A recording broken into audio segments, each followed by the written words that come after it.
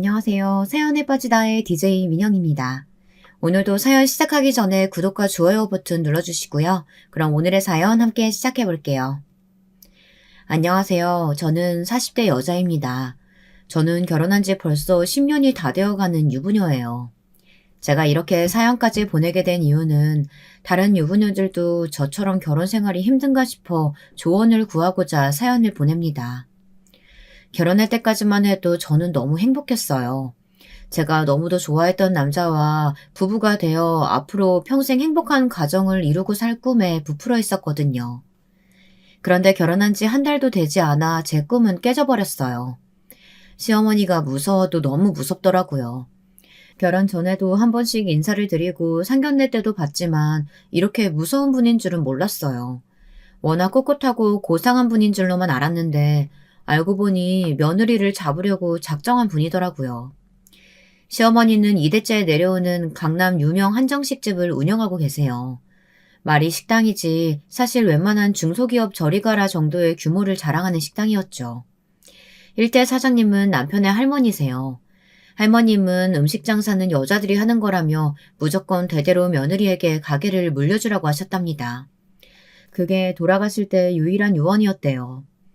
며느리로서 남의 집에 시집와 한 집안을 건사하는 게 너무도 힘든 일이라는 걸 누구보다 잘 알았기에 자신이 이룬 식당을 앞으로 평생 고생할 며느리에게 물려주는 게 시어머니로서 해줄 수 있는 선물이라고 하셨다고 하더군요. 그러면서 남자들은 뭐든 할 수 있는 좋은 세상이니 나가서 다른 일을 찾으라고 하셨답니다. 저도 그 신념은 굉장히 멋있고 존경스럽다고 생각합니다. 그런데 문제는 식당을 물려받아야 할 며느리가 바로 저라는 거죠. 저는 결혼 전까지 전혀 모르고 시집을 왔어요. 남편도 일절 그런 얘기는 하질 않았거든요. 결혼한 지 한 달도 되지 않았을 때 시어머니는 저더러 다니던 직장을 그만두고 식당으로 출근하라고 하셨어요. 저는 당황해서 처음 듣는 이야기라고 말씀드렸습니다. 무엇보다 저는 요식업에 대해서는 전혀 모르는 건 물론이고 관심도 없다고요. 그러자 시어머니는 제게 다짜고짜 호통을 치셨어요. 새아기, 네가 김칫국을 아주 제대로 마시는구나. 내가 언제 너더러 가게 물려준다고 했니? 나와서 일 가르쳐보고 네가 재능이 있으면 그때 돼서 생각해본다는 거지. 저는 당황스러웠습니다. 저는 성격이 굉장히 내성적인 편이에요. 장사하고는 전혀 거리가 먼 사람입니다. 차라리 식당에서 설거지하라고 하면 하지 사람들 앞에 나서서 하는 일은 아르바이트라도 한 번도 안 해봤어요. 지금 하는 일은 대학 도서관 사서 일을 하고 있습니다. 지금 하는 일이 제 적성에 딱 맞아요. 만약 이 일을 남편이 미리 말해줬다면 결혼을 고민했을지도 모를 정도로 저에게는 아주 중요한 일이었습니다. 저는 시어머니에게 괜히 혼나고 와서 남편에게 따졌어요. 왜 이런 중요한 일을 결혼 전에 이야기 안 했냐고요. 그러자 남편도 적잖이 당황하며 애써 둘러댔습니다. 할머니가 며느리에게 물려주겠다고 하신 거야 알고 있었지만 어머니도 며느리에게 물려주실 거라는 건 전혀 몰랐어.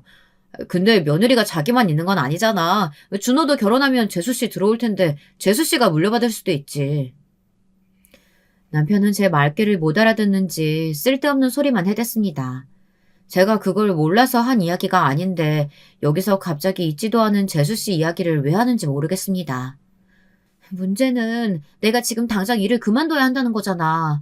자기도 내가 사사일 좋아하는 거 뻔히 알면서 지금 그런 소리가 나와? 그거야 내가 잘 알지. 알았어. 내가 어머니한테 다시 잘 말씀드릴게. 당신은 식당 일 전혀 관심 없다고. 저는 남편만 믿고 있었습니다. 그런데 남편을 믿은 제가 바보였어요. 시댁에서 남편의 말이 전혀 통하질 않았습니다. 시댁은 장남도 가장 연장자이신 시아버지도 다 소용없었어요. 모든 일은 시어머니를 중심으로 돌아갔습니다. 원래 식당이 할머니 댁에는 서초구 쪽에 있었어요. 지금보다 규모도 작은 편이었고요. 그런데 시어머니께서 물려받으시고 나서 가게가 더 잘 된 겁니다. 전주가 친정이었던 시어머니의 손맛이 통한 거였죠. 그때 시어머니께서 벌어들인 돈으로 강남에 땅을 사서 식당을 넓게 차린 거예요. 강남으로 오고 나서부터는 아예 고급화 전략을 해서 더 입지를 확실히 했습니다. 강남에서 난다긴다 하는 사람들의 모임이란 모임은 다 시어머니 식당에서 한다고 해도 과언이 아니니 한 해에 벌어들이는 수익이 어마어마했죠. 그러다 보니 시아버지도 시어머니에게는 찍소리 못하세요. 그랬으니 남편 말은 아예 통할 리가 없었죠. 오히려 남편까지 시어머니에게 혼쭐이 나고 돌아왔습니다. 네가 결혼 좀 했다고 어미 앞에서 마누라 편을 들어? 그깟 학교에서 책이나 나르는 일이 뭐가 직업이라고 내 식당 일을 마다해. 명색이 우리 집안 맏며느리라는 애가 애초에 싹이 글러서야. 그걸 도대체 어디에 써먹어? 나도 그런 정신 나간 며느리는 필요 없으니까 우리 식당에 발 붙일 생각은 하지도 말라고 해. 저는 시작부터 시어머니의 미움을 독차지하고 말았습니다. 지금까지 이 집안에서는 돌아가신 할머니도 시어머니에게 꼼짝 못하셨다는데 이제 막 새 식구가 된 새파란 어린 며느리가 당신 말을 거역하니 미워도 너무 미우셨던 거죠. 하지만 시어머니에게 사랑 좀 받겠다고 제가 원하지도 않는 일을 하고 싶지는 않았어요. 남편은 아들인 자신도 있는데 왜 꼭 며느리에게 물려주겠다는 건지 도통 이해가 되지 않는다면서 오히려 저를 부러워했습니다. 친정 부모님도 마찬가지였고요. 저더러 어른들이 다 저를 생각해서 하시는 일인데 이상한 고집을 피운다고 하더군요. 이해해요. 그렇게 생각할 수 있죠. 식당에 들어가서 열심히 일만 배우면 그 큰 한정식당의 주인이 될 수 있는 거니까요. 하지만 저는 그런 꿈은 꿈속에서도 꿔본 적이 없습니다. 저에게는 전혀 다른 꿈이 있었으니까요. 그렇게 시어머니에게 미움을 받는 대신 자유를 얻은 저는 무난한 결혼 생활을 유지할 줄 알았습니다. 시어머니가 무섭기는 했지만 워낙 식당 일이 바빠서 저에게 신경 쓸 겨를이 전혀 없으셨거든요. 그런데 예상치 못한 복병이 등장했습니다. 바로 동서예요. 제가 결혼하고 몇 년 후 시동생이 결혼했습니다. 저는 뭣도 모르고 집안에 들어온 새 식구를 반갑게 맞이했어요. 그런데 동서는 처음부터 저와 잘 지낼 생각이 없는 사람처럼 보였습니다. 결혼 전에 시댁에 인사를 온다고 해서 저와 남편도 준비하고 시댁에 갔는데요. 저희 시댁은 집에 행사가 있으면 항상 시어머니가 운영하시는 식당에서 해요. 시어머니께서 가게를 비우면 큰일이 나는 줄 아셔서 일체 다른 식당이나 심지어 집에서도 잘 만나질 않거든요. 명절도 명절 당일 하루만 쉬시고 전후로는 다 식당에 나가십니다. 이제는 익숙해진 가족들은 아예 묻지도 않고 곧장 식당으로 가죠. 식구들은 먼저 도착해서 이것저것 준비를 도왔습니다. 그러다가 밖에 비가 오는 것 같길래 제가 식당 안에 있던 우산 빗물 터는 기계를 가게 앞에 내놓으러 나갔어요. 그때 마침 주차하고 있는 시동생 차가 보이더군요. 저는 시동생과 결혼할 아가씨가 궁금해서 먼저 현관 앞에 서서 기다리고 있었습니다. 그때 조수석에서 화려하게 생긴 아가씨가 내렸어요. 저는 먼저 제 소개를 하려고 밝게 웃으며 예비 동서에게 다가갔습니다. 그런데 그때 예비 동서가 제 손에 우산을 툭 건네주더군요. 지금 내가 바빠서 그러니까 아줌마가 이것 좀 털어줘요. 아, 갑자기 왜 비가 오고 난리야. 제일 아끼는 애 에르메스 비 쫄딱 맞겠네. 제가 말도 붙이기 전 동서는 들고 있던 가방을 품에 안고 식당 안으로 들어가 버렸습니다. 저는 순간 당황해서 동서가 건넨 우산을 손에 쥐고 멍하니 서 있었어요. 정황상 제가 식당 앞에 서서 웃고 있으니 저를 식당 직원으로 알아나 보더라고요. 시동생이 달려와서 인사하길래 그제야 정신을 차리고 저는 애써 우산을 우산꽂이에 넣었습니다. 그리고 식당 안으로 들어왔어요. 물론 처음 만난 예비 동서의 행동이 황당하고 기가 차긴 했지만 충분히 할 수 있는 실수라고 생각하고 넘겼습니다. 굳이 시동생이나 남편한테도 말하지 않았어요. 제가 미리 준비된 식당룸 안으로 들어가자 시동생이 예비 동서에게 저를 인사시켰습니다. 그런데 예비 동서는 방금 현관에서 저를 마주쳐놓고도 전혀 기억을 못하는지 저를 향해 너무 밝게 인사를 하더라고요. 저는 품에 안은 가방이 그 정도로 걱정이 됐나 보다 했어요. 그런데 예비 동서의 관심은 에르메스 가방뿐이 아니더군요. 시어머니가 운영하시는 식당에도 굉장히 관심이 많아 보였어요. 어머니께서 식당 하신다고 듣기는 했는데 이렇게 큰 식당일 줄은 생각도 못했어요. 준호 씨한테 듣기로는 대대로 며느리한테만 식당을 물려주신다면서요? 그럼 저도 준호 씨랑 결혼하면 받을 수 있는 거예요? 동서는 굉장히 활달하고 솔직했습니다. 진작 시동생에게 식당 이야기를 들었는지 시어머니를 만나자마자 식당 이야기만 하더라고요.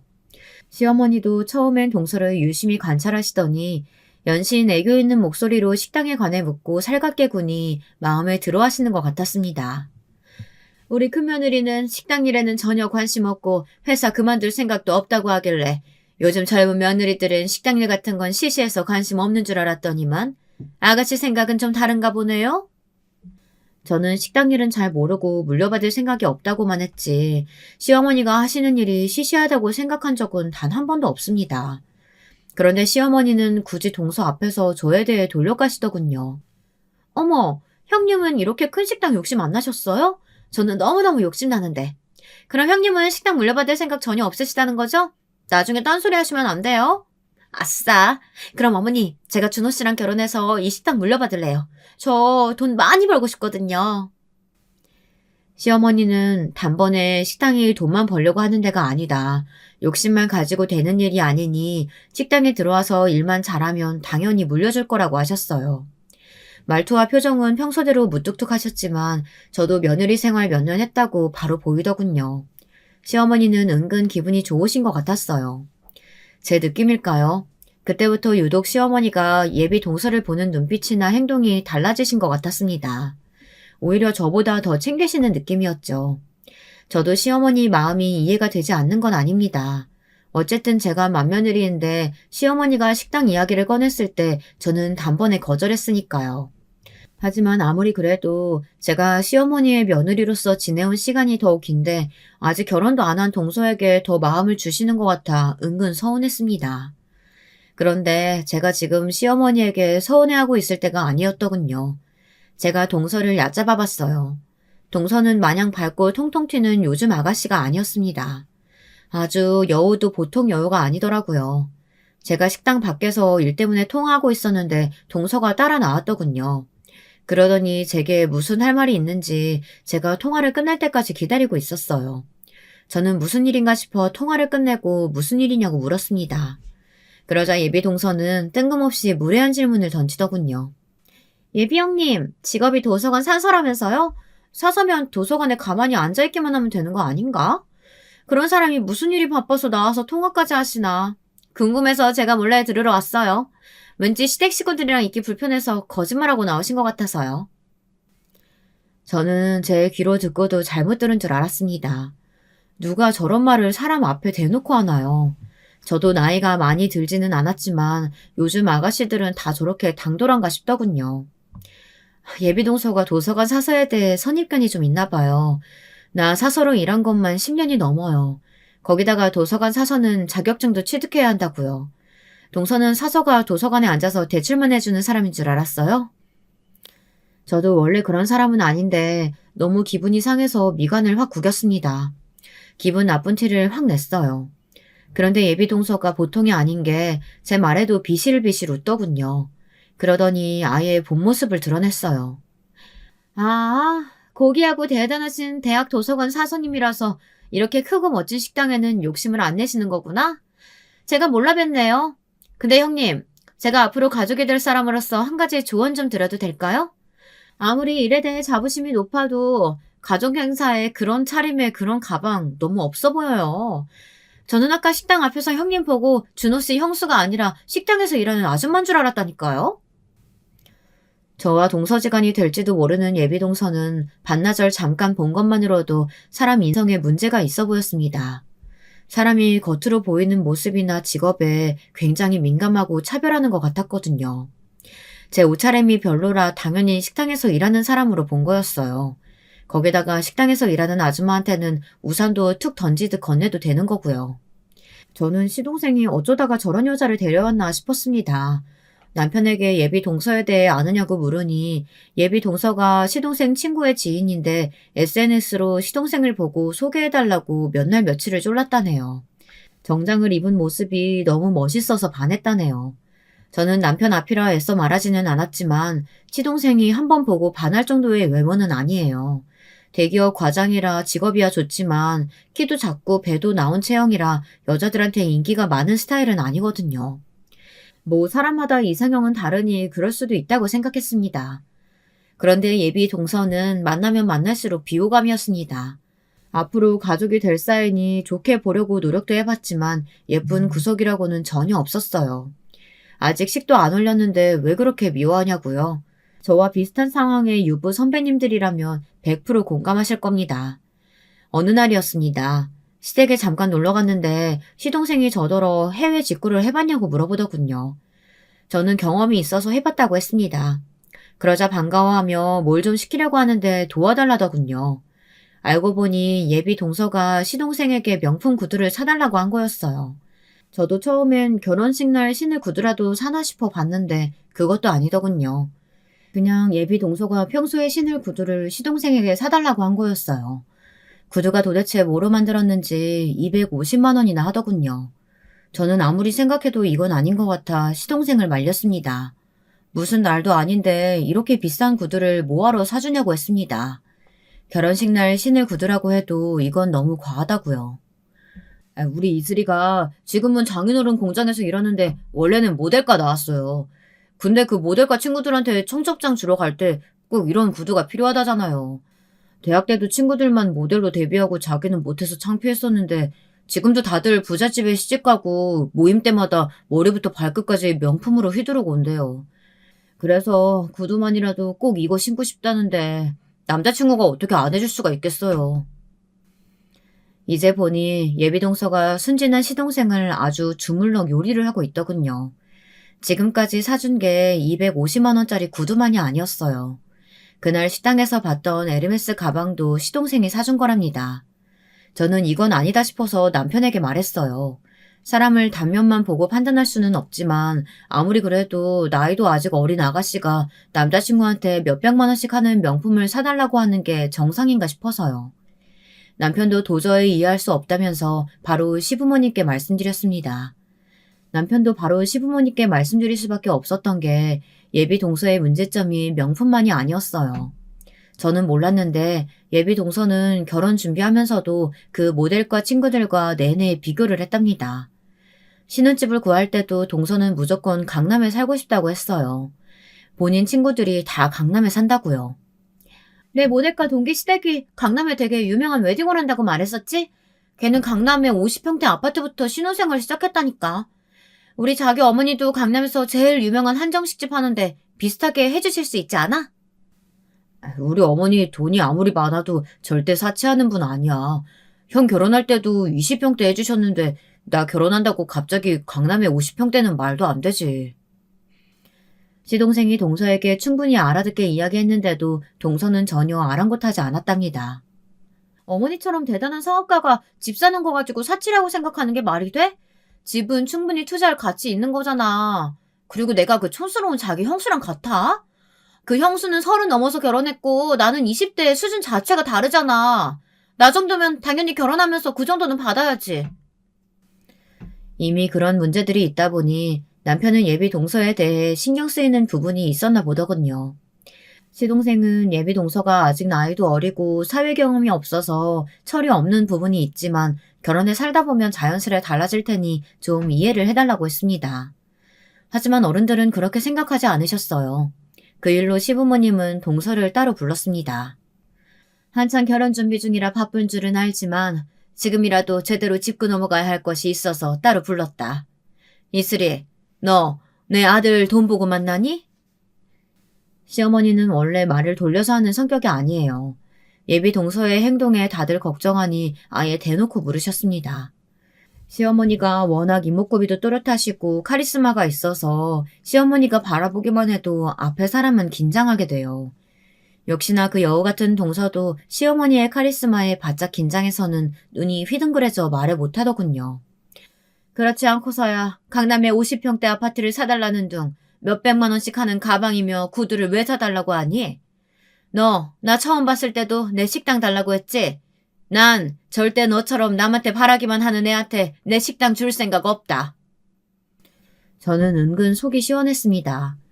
철딱선이 없는 동서가 결혼 전에라도 정신 바짝 차리고 시집을 와야 제가 그나마 편할 테니까요. 그런데 동서는 생각보다 더 교묘하게 못돼 먹었더군요. 제가 주방에서 설거지를 하고 있는데 누가 뒤에서 등을 툭 쳤어요. 몸을 돌리니 예비 동서가 서 있었습니다. 저를 향해 눈을 바짝 치켜뜨더니 흘겨보고 있더군요. 저는 무슨 일이냐고 물었어요. 그러자 대뜸 하는 말이 기가 막혔습니다. 형님이 내가 오빠한테 구두 사달라고 한 거 아주버님한테 꼰질렀어요? 아주버님이 어머님한테 이야기해서 저만 깨졌잖아요. 형님이 뭔데 우리 사이를 방해해요? 형님이 뭘 모르시나 본데 남자는 여자가 좋으면 몇백만 원짜리 구두가 아니라 강남에 50평대 아파트도 사줄 수 있는 거라고요. 저는 어이가 없어서 입이 쩍 벌어졌습니다. 예비 동서는 시어머니한테 혼나고도 정신을 못 차리고 있었어요. 저는 애써 마음을 다잡고 동서에게 차분히 말했습니다. 이번 일은 누가 봐도 동서가 잘못한 일이야. 내가 엄연히 동서보다 윗사람인데 왜 이렇게 버릇없이 굴어? 윗사람이면 윗사람처럼 굴고 말하세요. 괜히 내가 젊고 예쁘니까 샘나서 이러는 거 누가 모를 줄 알아요? 두고 봐요. 내가 결혼하면 형님 이 집에서 찬밥으로 만들어버릴 거니까. 동서는 자기 성격처럼 유치한 선전포고를 하고는 주방을 나가버렸습니다. 얼마나 어이가 없는지 저는 웃음이 다 나오더군요. 그런데 그때부터 본격적으로 동서는 저를 연적으로 생각해서 말도 안 되는 걸 가지고 시비를 걸기 시작했어요. 그러던 어느 날이었습니다. 시어머니 생신날이 얼마 남지 않았을 때였어요. 시어머니께서 이번 생신은 집에서 하자고 하셨습니다. 자꾸 식당에서 가족들이 모여 행사를 하다 보니 직원들이 우리 집안 행사를 챙기느라 다른 손님들께 소홀해지는 것 같다면서 앞으로는 가족들 행사는 모두 다 집에서 하겠다고 하셨어요. 볼 때마다 느끼는 거지만 시어머니는 정말 식당 일에 진심이세요. 어떻게 하면 식당이 조금 더 발전할 수 있는가만 생각하셨죠. 그런데 이번 생신이 다른 건 장소뿐이 아니었습니다. 내가 아무리 한정식집 사장이지만 매일 너무 똑같은 것만 보고 똑같은 것만 먹으면서 살다 보니 이제 좀 물리네. 이번에는 우리 며느리들 실력 좀 보자. 이번에 생일은 둘이 한번 상 좀 차려줘라. 시어머니는 명절날도 식당에 나가시다 보니 가족들끼리 모여서 음식을 만들고 해본 적이 없으세요. 그러다 보니 저나 동서가 시댁에서 음식할 일이 전혀 없기는 했죠. 그래서 이 김에 저와 동서의 실력을 좀 보시겠다며 선물 같은 거는 필요 없고 둘이 생일상을 차려달라고 하셨습니다. 저는 시어머니께서 처음으로 뭔가 해달라고 하신 거라 잘 해내고 싶었어요. 그건 동서도 마찬가지였어요. 저와 달리 동서는 식당 일에 욕심이 있었거든요.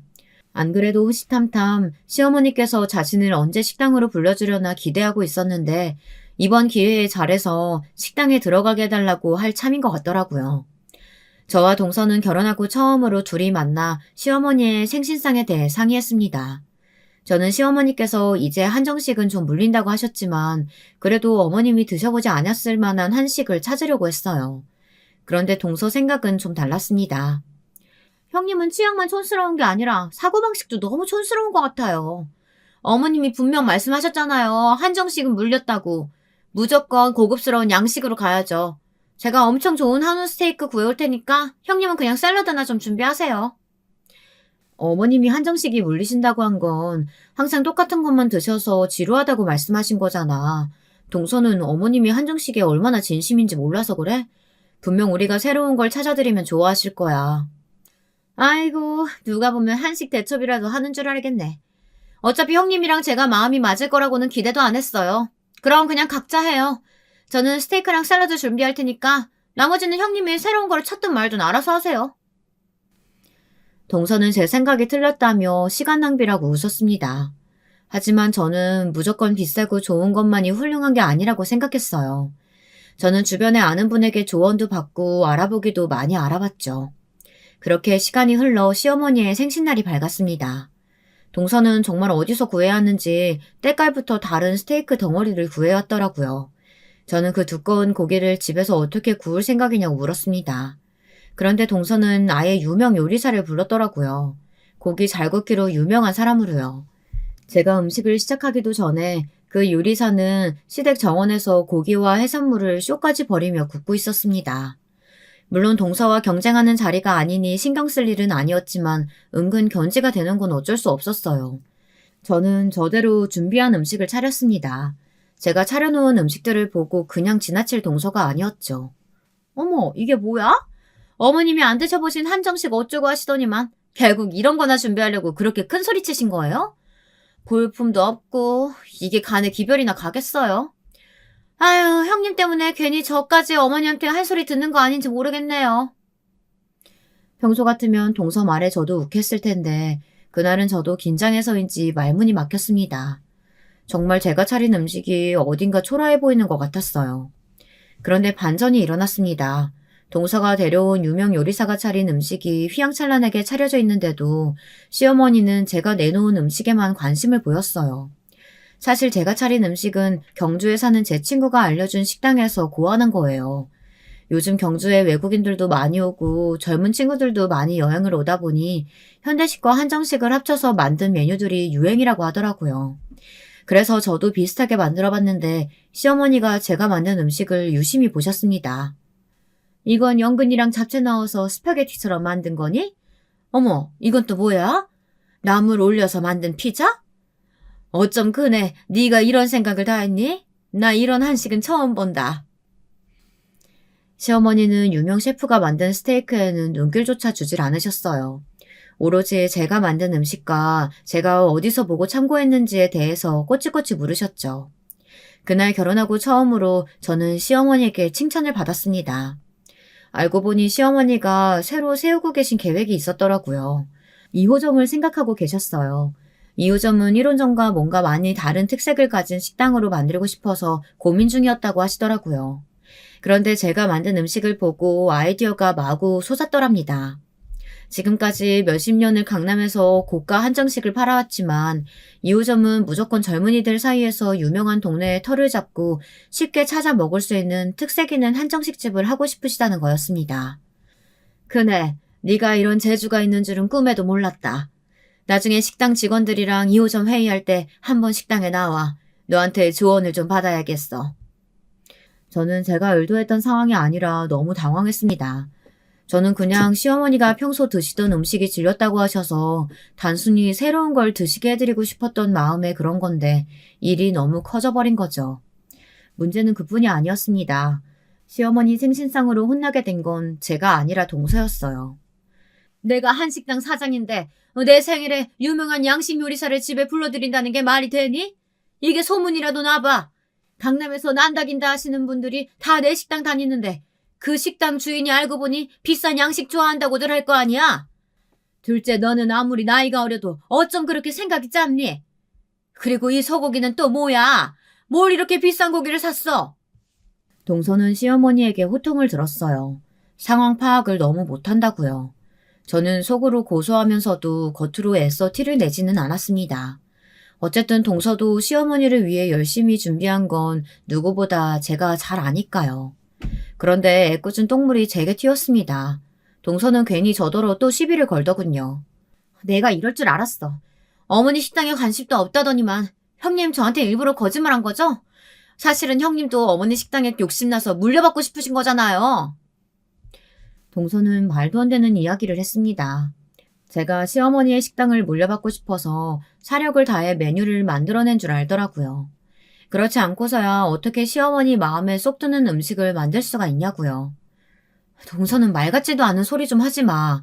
나는 시어머니 식당 물려받을 생각 추워도 없어.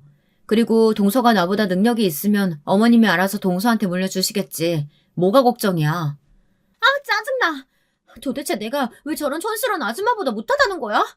나한테는 식당에 나오라는 말도 안 하고. 동서는 자기 분을 못 이겨 소리를 마구 지르며 쌩떼를 썼습니다. 동서는 하루라도 빨리 시어머니 식당에 들어가 일하고 싶은데 시어머니는 동서에게는 아직 말도 안 꺼내셨나 보더군요. 저는 시어머니가 왜 동서에게 식당에 나오라는 말을 안 하는지 알 것 같아요. 하지만 동서는 전혀 모르겠나 봐요. 시어머니가 식당을 한 게 거의 30년이 넘었습니다. 얼마나 많은 사람을 겪으셨겠어요. 사람 딱 보면 어떤지 아시겠죠.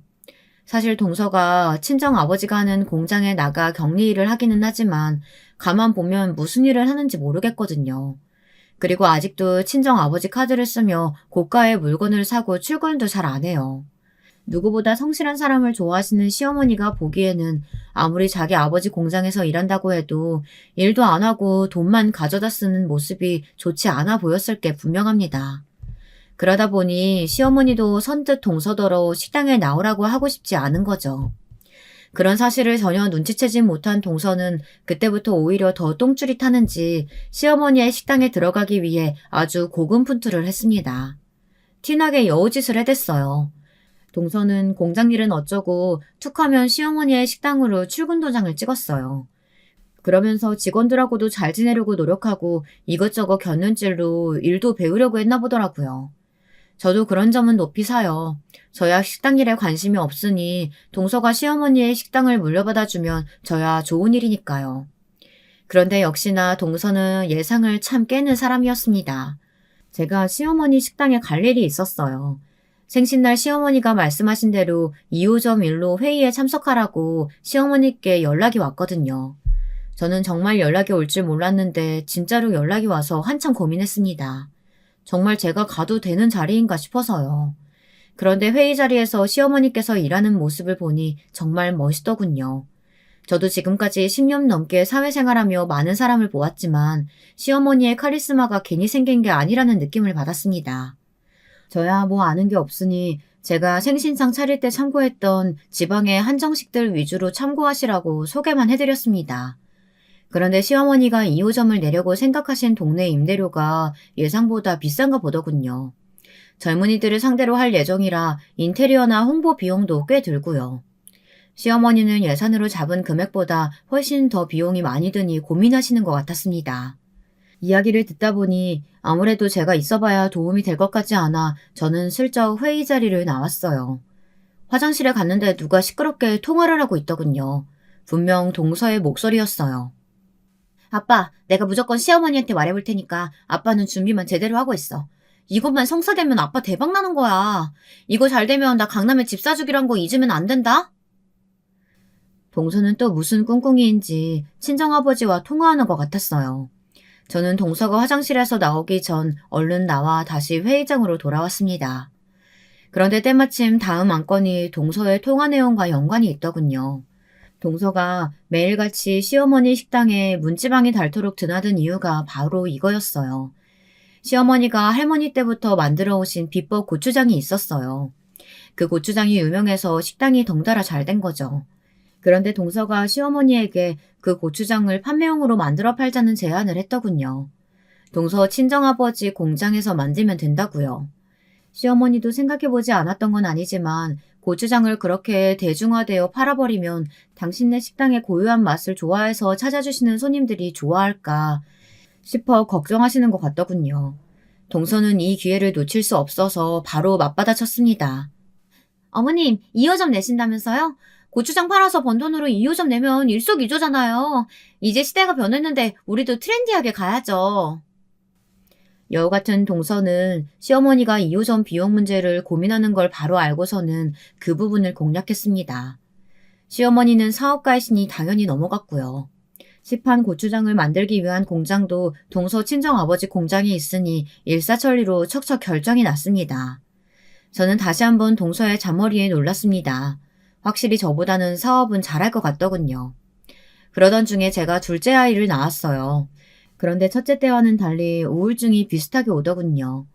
임신과 출산을 겪으면서 몸도 많이 쇠약해져 있었고 일도 많아 제대로 쉬지를 못하다 보니 얼굴이 반쪽이 돼서 몰골이 말이 아니었습니다. 아들을 봐주시러 친정어머니께서 아침마다 집에 오시는데 저를 볼 때마다 걱정이 많으셨어요. 일보다는 쉬는 게 먼저인 것 같다고 하셨죠. 남편도 마찬가지였어요. 제 몰골이 옆에서 보기 안쓰러웠는지 일 좀 줄이고 시간을 내서 여행이라도 가자고 하더군요. 옆에서 들으시던 친정어머니께서 애들 걱정은 말고 오랜만에 남편이랑 오붓하게 다녀오라고 했습니다. 저는 그제야 제가 많이 안 좋아 보이기는 하는구나 하고 깨달았어요. 시어머니가 식당 일을 하나부터 열까지 다 신경 쓰시며 하루도 제대로 쉬지 못하는 모습을 보고 이해하지 못했었는데 제가 딱 그 꼴이더라고요. 사람이 쉬면서 일도 해야 더 능률이 오르는 건데 제 욕심에 주변 사람들에게 걱정을 끼치고 힘들게 하고 있었어요. 처음엔 애 낳은 지 얼마나 됐다고 여행인가 싶어 가지 말자 싶었습니다.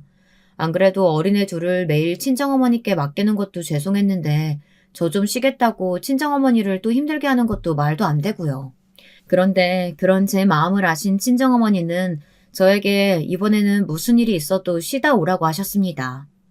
애들 한창 클 때는 너희들이 놀러갈 정신도 없고 그때는 엄마도 늙어서 애들 못 봐. 차라리 엄마가 한 살이라도 어려서 도와줄 수 있을 때 다녀와. 친정어머니는 모든 기회가 있을 때 해야 한다며 꼭 다녀오라고 했어요. 저는 친정어머니의 배려에 울컥했습니다. 저는 예전부터 너무너무 가고 싶었었는데 여러 여건이 따라주지 못해 못 갔던 미국에 가기로 했습니다. 그러고 보니 저와 남편이 신혼여행 이후에 처음 가는 해외여행이더라고요. 비행기 표를 예약하고 여행 계획을 세우기만 하는데도 저와 남편은 신이 났습니다. 이 좋은 걸 왜 이제야 가겠다고 했는지 후회가 되더라고요. 이 좋은 기분을 초치게 한 사람이 있었습니다. 누구긴 누구겠어요. 바로 제 동서입니다. 저와 남편이 여행 준비로 한창 바쁘던 와중에 동서와 시동생이 새로 이사를 했어요. 동서가 노래를 부르던 대로 강남에 입성했습니다. 동서가 시어머니 비법 소스를 판매용으로 친정 공장에서 소스를 만들어 팔더니만 돈 좀 벌었는지 50평대까지는 아니어도 강남에 휘황찬란한 집을 샀더라고요. 그전에도 만나기만 하면 친정 부모님이 대박났다고 잘난 척을 무지하더니만 많이 벌기는 했나 보더군요. 저야 동서네 집에 가는 게 썩 내키진 않았지만 어쩌겠어요. 하나밖에 없는 동서인데 손윗사람으로서 가서 축하는 해줘야죠.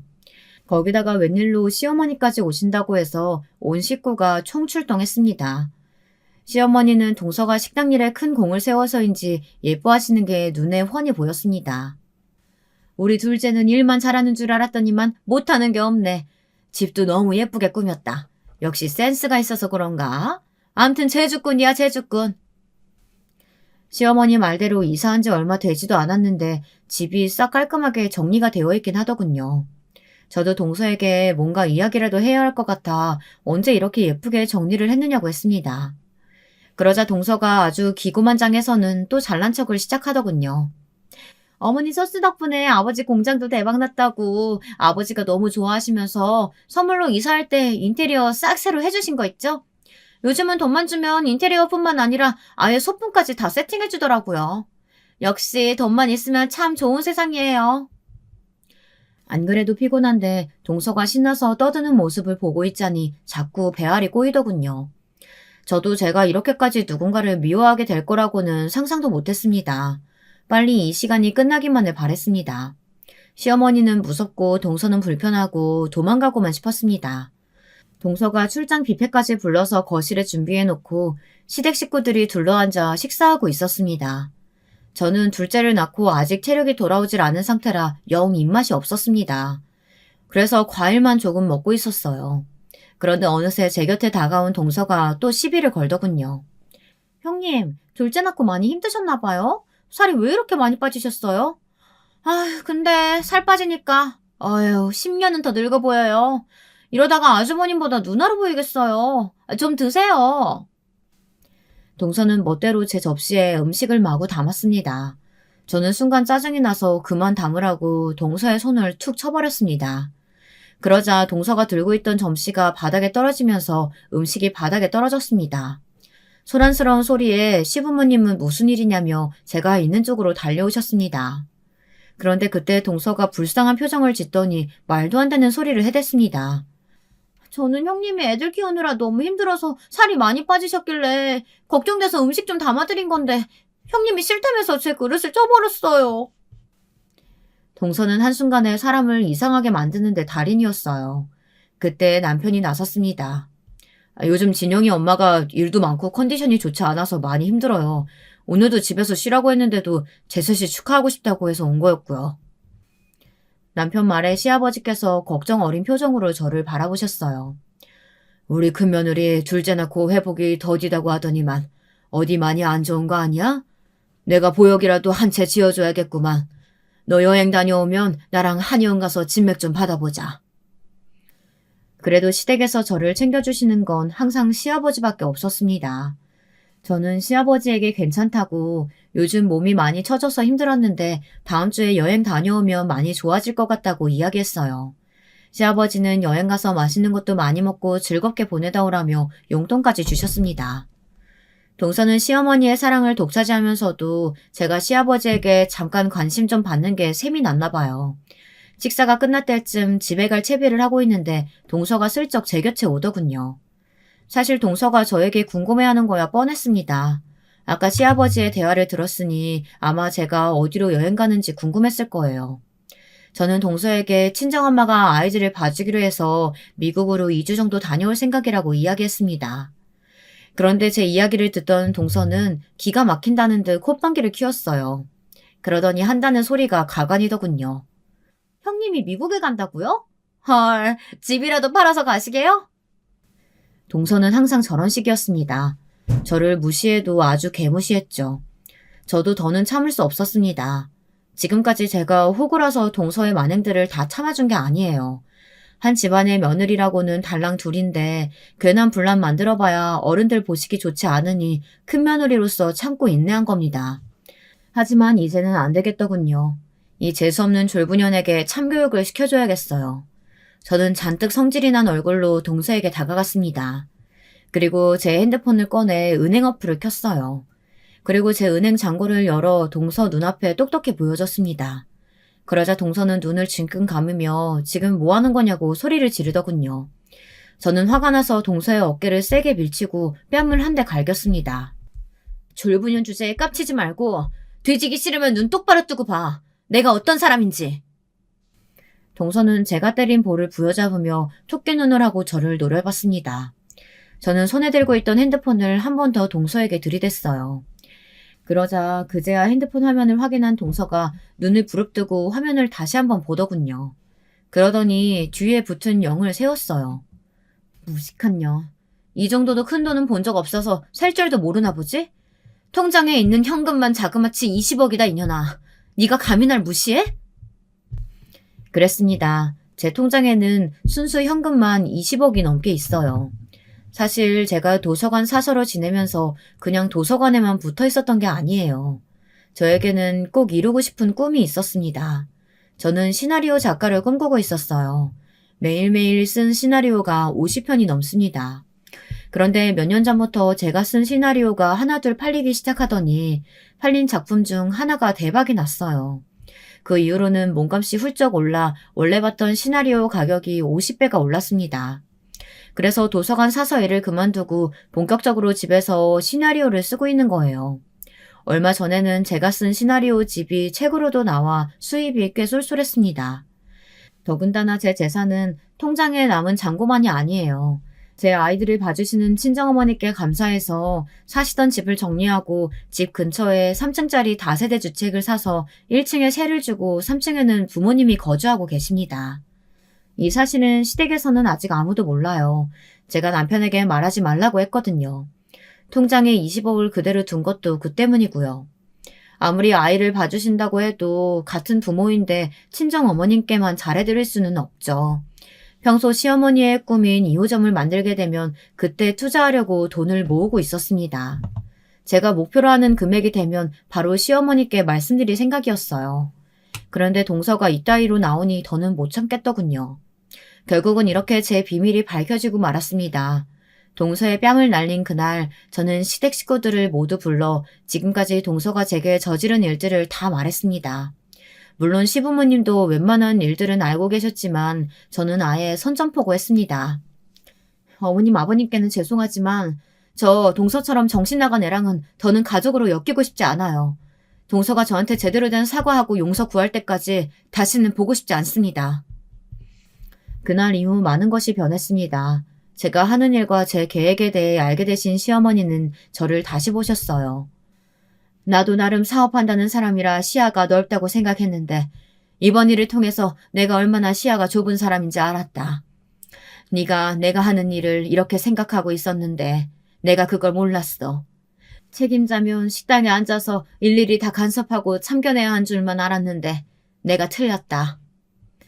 시어머니의 꿈이었던 2호점에 대해 제가 구체적으로 생각하고 있었다는 것을 시어머니는 고마워하셨습니다. 저는 계획대로 30억을 모아 시어머니 식당 2호점에 투자를 했어요.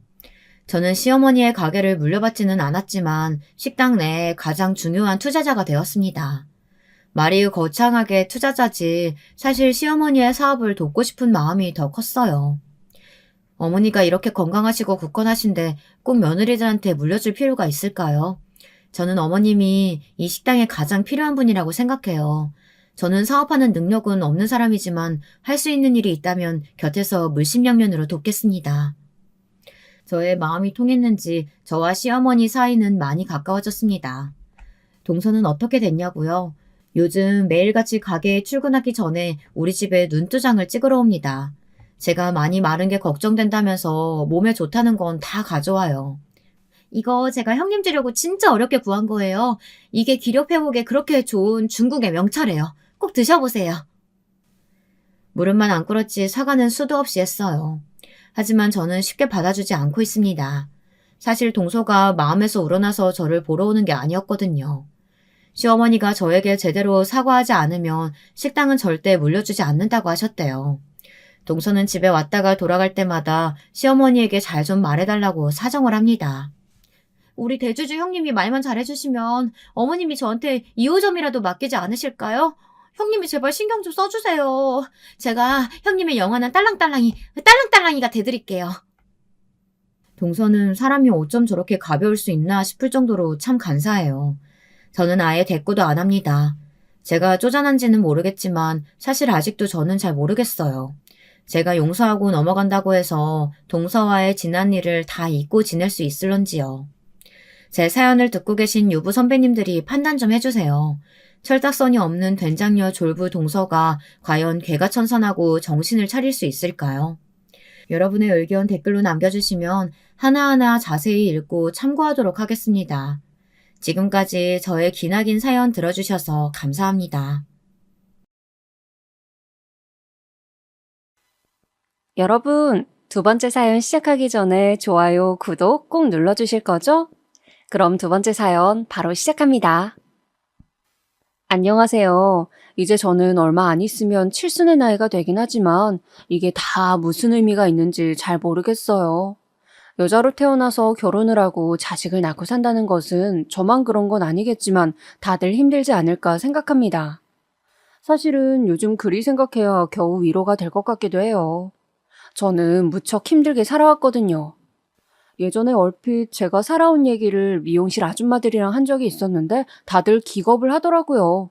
자기네 인생만 주책 맞고 힘들 줄 알았다나요? 어머 세상에, 어째 그런 일이 다 있어? 그러니까 중마고우라고 알고 있었던 친구랑 남편이 도망을 갔다고? 말로만 들었지 이렇게 가까이서 들어본 건 처음이야. 당장 그거 머리채 안 잡고 뭐 했어? 그 두 인간들 제대로 살아있는 거야? 보통은 다들 이렇게 반응을 하는 것 같아요. 제 인생이 고달픈 이유 중 이거는 10분의 1도 안 되는 이야기지만 아무튼 이 말처럼 저는 결혼 생활을 하던 중 남편으로 인해 아주 큰 상처를 입게 되었어요. 사실 남편만 탓하기엔 인생을 잘못 살아온 저도 문제가 있다고는 생각해요. 어쩌다가 그런 친구를 사귀어가지고 친구 관계도 박살이 나고 남편까지 빼앗겼던 것일까요? 처음에는 저도 그 기집애가 그런 애인 줄 몰랐어요. 고향 친구인데다가 우리 언니들이랑도 잘 알았고요.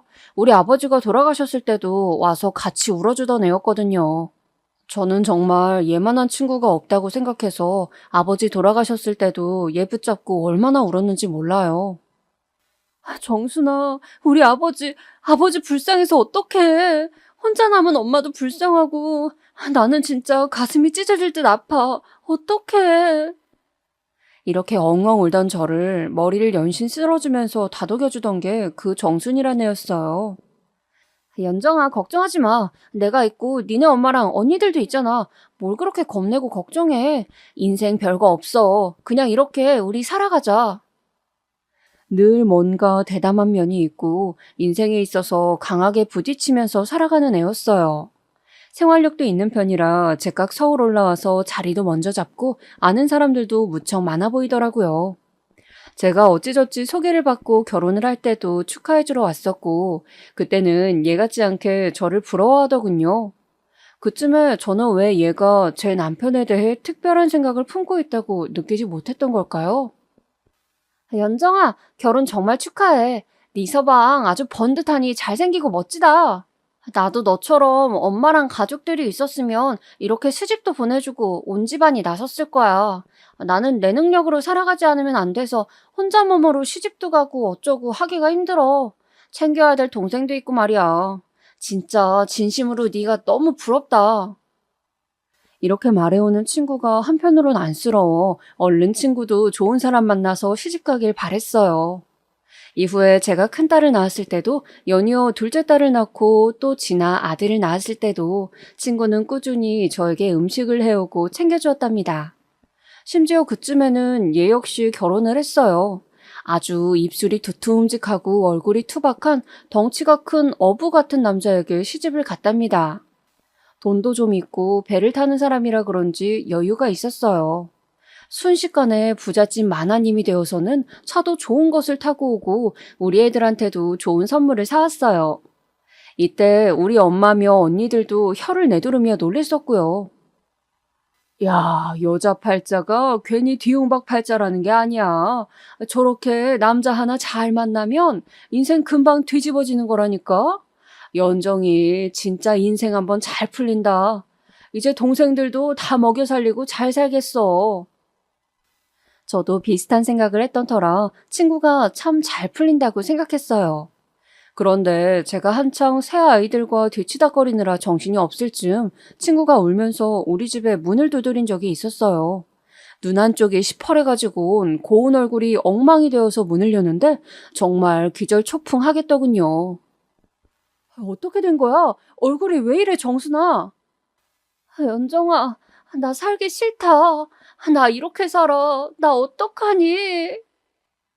정순이는 완전히 무너져가는 얼굴로 저에게 폭 안겼고 그렇게 한참을 울었어요. 당시에 저는 친정엄마가 집에 와서 아이들을 봐주고 계셨는데 정순이가 안쓰럽다며 밥도 한 상 차려주시고 그렇게 며칠을 달래주면서 함께 있었답니다. 나중에야 자초지종을 듣고 비로소 정순이의 입장을 안타깝게 여기게 되었어요.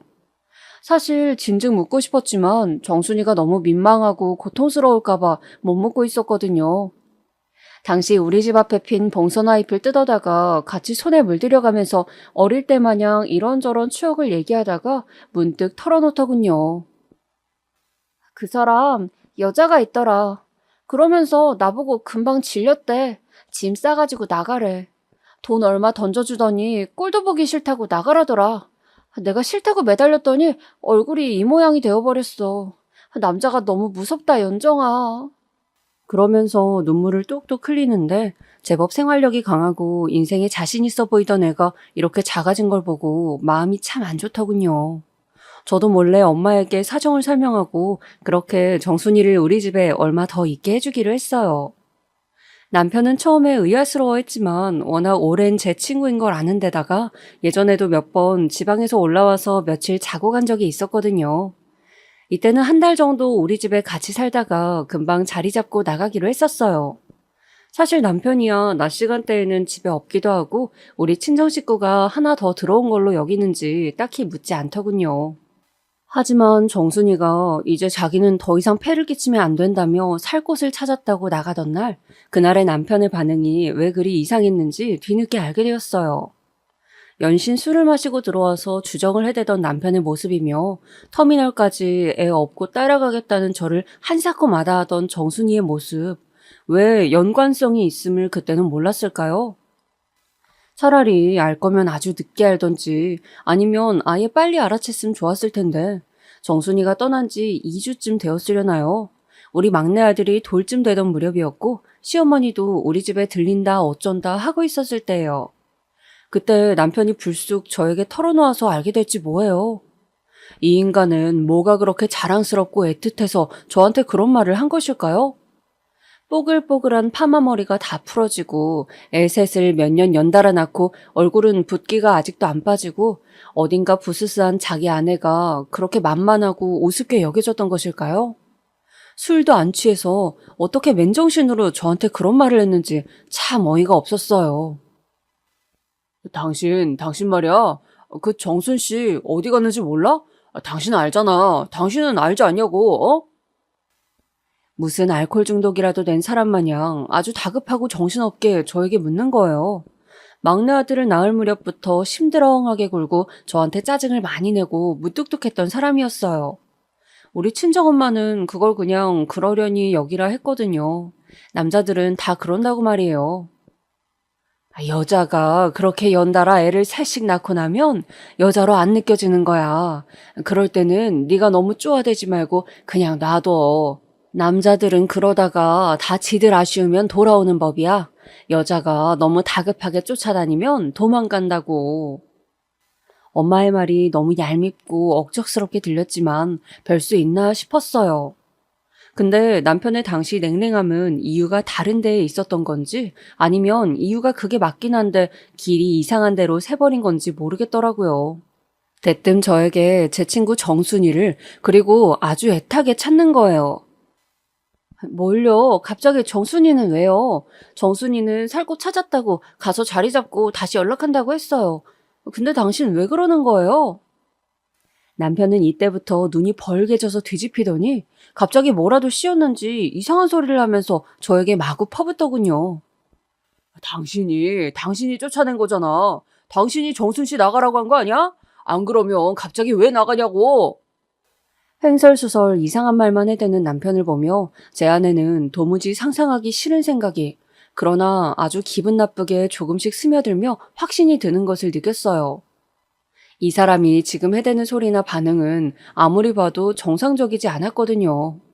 누군가를 연모하는 남자, 흡사 시집살이를 지켜 며느리를 쫓아낸 자기 어머니에게 따지는 남자처럼 저를 쪼아대는 것이었어요.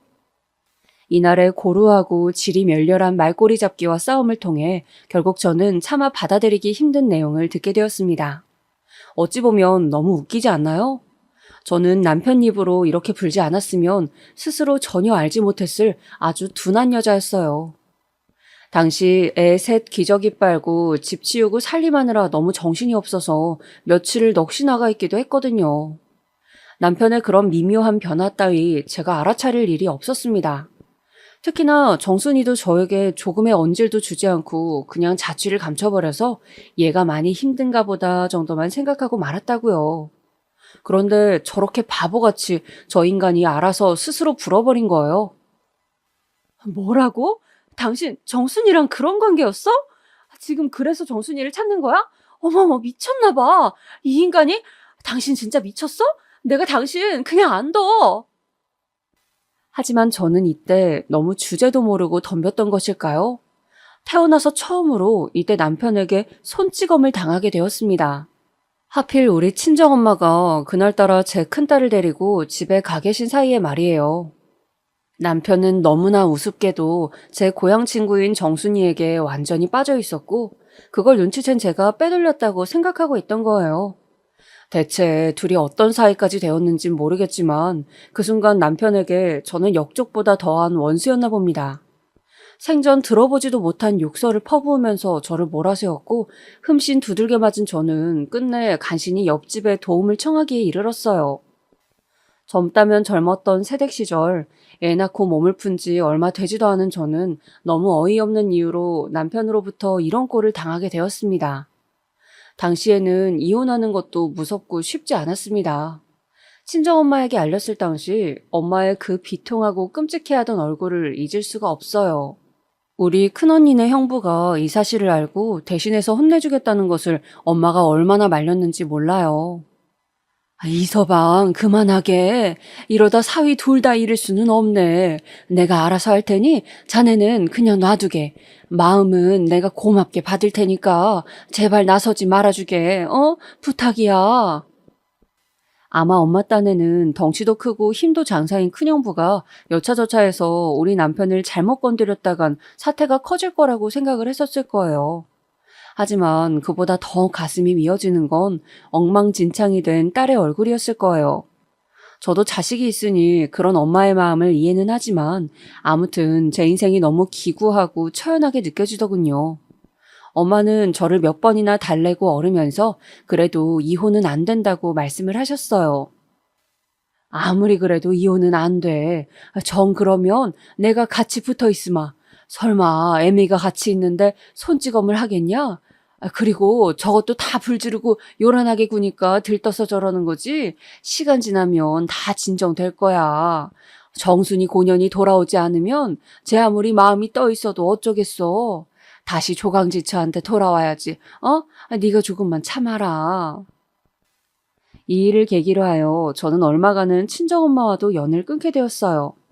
아무리 그 당시 친정엄마로서 겨우 생각해낸 방법이라고는 하나 저는 남편과 한 공간에 있게 되는 것이 죽기보다 싫었어요.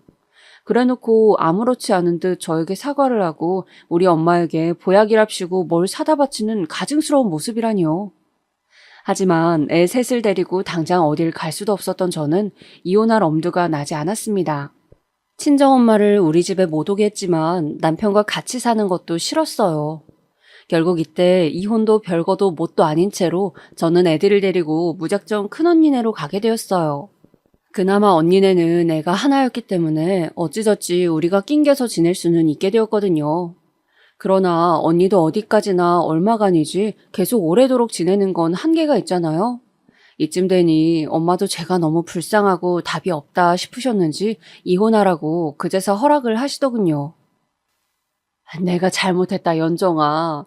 멀쩡히 결혼해서 애만 셋 낳고 잘 키운 네가 무슨 잘못이 있겠어? 내가 잡아 족쳐야 했던 건 강서방이지. 엄한 내 딸 보고 참으라고 얻어맞은 딸이 견뎌야 할 일이 아니었어. 그 집에서 나와라, 어? 하지만 우리 집에서 일이 결정을 한다고 금방 진행되진 않았고 고집불통의 극치인 시어머니와 4명의 시누이들은 아주 독한 악마들처럼 저를 붙잡고 놔주지 않았어요. 아들 하나만 있는데 그 밑으로 자식을 셋이나 낳아두고 심지어 막내는 아들을 낳았잖아요. 그런데 며느리가 쏠랑 이혼해서 그 자식들을 다 데리고 가겠다니 실행 입장에서는 욕심이 나는 거예요. 얘라 이거사? 그러게 네가 주변 사람 관리를 잘했어야지. 애도 낳고 여자가 그 모양으로 처 자빠져 있으면 남자도 여자 생각할 수 있는 거 아니야. 그럴 때 여시 같은 여자를 집에 불러들인 건 그냥 나 잡아잡수한 거 아니여? 니도 알면서 그런 거 아니냐고. 어디 세상 순진한 우리 상철이를 죽일로 만들어가지고 생호라비를 만들어? 이 죽일 거사! 하지만 제 옆에는 큰언니와 둘째 언니가 있었고 팽팽하게 맞서준 언니들 덕분에 지옥 같은 시댁으로부터 벗어나 어렵사리 이혼 도장을 찍었습니다. 그리고 겨우겨우 저는 작은 집을 얻어서 애들 셋과 함께 살게 되었고요. 원래 엄마는 우리 집에 와서 이래저래 도와줄 심산이긴 했지만 이혼하고 난 뒤 엄마랑 붙어 있으면 자꾸 싸울 일만 생기더군요. 제 얼굴에 상처를 보고도 엄마는 못내, 아니 아주 끝내는 저의 이혼이 그리 아쉬웠나 봐요. 제가 애들 키우다가 조금이라도 앓는 소리 내면 꼭 그렇게 속을 뒤집으시는 거예요. 그러게 똥밭에 굴러도 이승이 최고라 했어. 이러니 저러니 해도 서방이 있는 게 얼마나 나았겠냐? 돈이라도 거기서 굴러 들어올 거 아니야. 이 말이 얼마나 저를 괴롭게 하던지 툭하면 엄마와 싸우게 되었답니다. 그러다 보니 엄마와도 좀 서먹서먹해지면서 다시 큰언니네로 가시고 홀로 다시 애들을 키웠어요. 사실 붙어있는 건 안 좋긴 했지만 이러니 저러니 해도 엄마는 경제적으로 여유가 없지는 않은 분이셨어요. 그러니 이혼하고 홀로 된 제가 많이 안쓰러우셨는지 얼마간의 최소 생활비를 계속 보태주시긴 했었답니다. 점점 애들이 자라는 동안 언니들이 종종 와서 조카들을 봐주기도 하고 신경도 써주었어요. 그런데 저도 나름의 충격을 겪고 난 뒤 멍해 있기도 하고 힘껏 신경을 못 쓰고 키워서 그런 걸까요? 큰딸도 그렇고 둘째도 마찬가지고 막내 아들도 정말 애지간히 제 속을 썩이더라고요. 제가 처음으로 그때 남편의 빈자리를 생각했어요. 늦게나마 엄마의 말이 맞다는 생각이 들더군요. 엄마 말이 맞아. 광서방이 이뻐서 다시 데리고 살라는 얘기가 아니고 자식 낳아놓고 짊어지는 짐이 너무 크니까 그냥 아빠 역할이라도 하게 하라는 거였지? 그때 내가 그냥 눈 딱 감고 그 인간이랑 살았어야 했나? 어쩜 이렇게 자식들이 한 명도 아니고 3명이 연달아 가면서 하루에 사고를 쳐대냐. 이러면 안 되는데 누가 애기 안 생겨서 절실하다고 하면 한 놈이라도 줘버리고 싶다 정말. 참 어미로서 매정한 소리를 저도 해댔다 싶어요. 하지만 이때 하루가 멀다 하고 새놈들이 그 크지도 않은 집안을 부숴가면서 난리를 쳐대느라 저는 아주 잠깐의 바깥일도 할 수가 없었어요. 큰딸이 멍청한 사고를 쳐버리면 둘째 딸은 같이 앵앵대고 오줌 싸개가 되어 한강을 만들어 놓고 막내 아들놈은 조용해서 뭘 하나 하면 불꽃인지 뭔지를 터뜨려가지고 화상을 입고 아주 엉망진창인 거예요. 한 놈이라도 잡고 좀 어르려고 하면 나머지 두 놈들이 조용히 사고를 치고 밥 하나 제대로 먹일 수가 없었습니다. 이때 울며불며 가슴을 쳐대는 저를 두고 언니들도 오고 엄마도 와서 얘네들을 좀 야단치기도 했어요. 여간에서 말을 듣는 애들이 아니니 꽤나 무섭고 엄한 말로 혼내곤 했는데 어느 순간 딸내미가 사춘기 때 저에게 이런 말을 하는 거예요. 무척 당황스럽게 말이에요. 엄마, 난 옛날부터 큰 이모랑 작은 이모가 싫었어. 외할머니도 맨날 무섭게 야단치고 말이야. 같이 있는 거 너무 싫어. 엄마가 이모들이랑 할머니 좀 안 오게 해봐. 이때 진짜 하늘이 노랗더라고요. 지네들 먹이고 입히고 하는 돈도 다 외할머니한테서 온 거고 비록 말 안 들을 때 야단을 칠지언정 용돈도 주고 겉으로만 야단을 칠 뿐 뒤로는 살뜰히 챙겨주는데 말이에요. 사실 그 무렵 때에는 언니들도 뒤늦게 애가 생기고 바빠서 굳이 올 타이밍도 아니었어요. 엄마도 몸이 아프셔서 이모들네 가 계실 때라 딱히 접점이 있을 때는 아니었거든요. 근데 그 틈을 타서 큰딸이 저렇게 안 보고 싶다고 못을 박으니 좀 당황스럽고 약간 서럽기도 한 거예요. 하지만 그런 말들이 씨가 먹히는 애가 아니었고 이미 고집이 엄청 센 상태로 중학생이 되어버렸어요. 그 밑에 녀석들도 저런 모습을 보고 똑같이 되바라지게 자라가지곤 정말 징그러울 정도로 말을 안 듣고 사고를 쳐대는 거예요. 막내 아들이 중학생 되었을 때부터 저는 이 삼남매에 대학을 보내겠다고 공장도 다니고 옷가게도 차려보고 별의별 일들을 다 해봤어요. 다행히 언니들과 엄마 덕분에 일자리도 얻고 부동산에 대해서 조금 정보가 있는 엄마를 통해 저도 조금씩 재산을 늘리게 된 거예요. 그런데 언제쯤엔가 아주 어이없는 사건이 발생했으니 애들 고모 말이에요. 그러니까 애들에겐 막내 고모이고 저에겐 막내 시누이인 거예요. 글쎄 이 인간이 애들이 각각 20살을 훌쩍 넘겨서 다 크고 나서 굳이 찾아낸 거예요. 이것도 전 큰딸이 말해줘서 알았답니다. 엄마, 막내 고모랑 우리 저번에 만났어. 아빠랑 고모들이랑 다 같이 한정식 집에서 만났다? 고모들 엄청 울더라고. 나는 얼굴 기억도 날까 말까 한데 말이야. 아빠는 사진에서 봤던 것보다 한참 늙었는데 그래도 알아보겠더라. 나는 조금 아빠가 기억 속에 있었나 봐. 뭐야? 그래서 니들 다 찾아가서 만나고 왔다고? 이쯤에는 이미 큰딸은 독립한다시고 원룸을 얻어 나갔고 작은 딸과 아들만 저랑 같은 집에서 살 때였어요. 근데 뭐 사실 성인들이니 제각기 약속도 있고 생활들이 있어서 자세하게 뭘 알지는 못하긴 하죠. 그런데도 이 녀석들이 저한테 제 아빠 만났다는 얘기는 전혀 하지를 않는 거예요. 약간 서운함이 느껴지기도 하고 결국 제가 밥 먹다가 아들에게 물어보니 퉁명스럽게 저한테 뭐라고 했냐면요. 왜? 큰 누나가 그래? 근데 뭐 어떡해 엄마. 아빠도 고생 많이 하고 살았다잖아. 너무 어릴 때 엄마랑 아빠랑 헤어져서 나도 힘들었어. 맨날 아빠 없다고 애들이 놀리고 말이야. 엄마는 그런 거 모르잖아.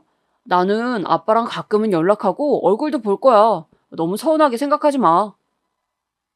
이때 저는 머릿속이 복잡해지면서 조금은 우울해지더군요. 사실 뭐 천륜을 어쩌겠어요. 이걸 저도 잘 정리해서 놔줘야 하는데 남녀 사이인 부부의 연만 너무 생각했던 건지 애들이 새삼 지 아빠를 만나겠다는 게 그렇게 갑갑하더군요. 저랑 제 아빠 사이에 무슨 일이 있었는지도 모르고 말이에요.